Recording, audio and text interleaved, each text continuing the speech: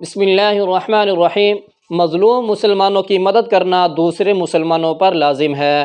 قرآن پاک میں ارشاد ہے وَمَا لَكُمْ لَا تُقَاتِلُونَ فِي سَبِيلِ اللَّهِ وَالْمُسْتَضْعَفِينَ مِنَ الرِّجَالِ وَالنِّسَاءِ وَالْوِلْدَانِ الَّذِينَ يَقُولُونَ رَبَّنَا أَخْرِجْنَا مِنْ هَذِهِ الْقَرْيَةِ الظَّالِمِ أَهْلُهَا وَاجْعَل لَّنَا مِن لَّدُنكَ وَلِيًّا وَاجْعَل لَّنَا مِن لَّدُنكَ نَصِيرًا۔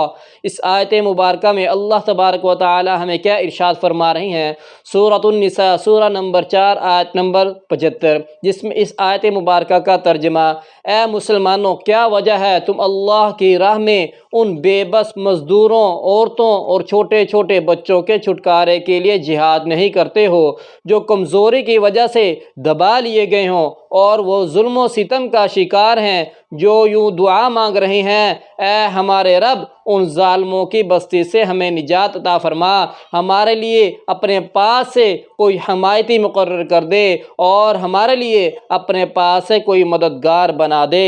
تو اس آیت مبارکہ میں اللہ تبارک و تعالی مسلمانوں کو مظلوم مسلمانوں کی مدد کرنے کا حکم عطا فرما رہے ہیں۔ اس آیت مبارکہ کی وضاحت یہ ہے کہ اس وقت فلسطین کے کمزور مسلمانوں کی ہر ممکن مدد کی ضرورت ہے۔ ان کے ساتھ جسمانی مالی تعاون کے ساتھ ساتھ ان لوگوں کے لیے کامیابی کے لیے دعائیں بھی مانگیں اور اسی کے ساتھ ان کی ہر طرح کی مدد کرنے کی کوشش کریں۔ اللہ تبارک و تعالی سے دعا ہے کہ اللہ تبارک و تعالی ہمیں ہر مسلمان کو ہر راستے پر کامیابیاں عطا فرمائے۔ وعلیکم السلام ورحمۃ اللہ وبرکاتہ۔